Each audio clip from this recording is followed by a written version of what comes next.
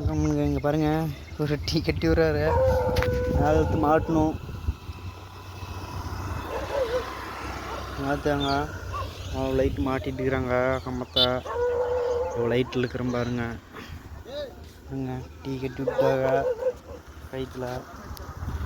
இது 40 அடியில் மேலே நின்றுட்டுருக்குறோம். டீ வருது மேலே, தெரியுதுங்களா பார்ஸில்.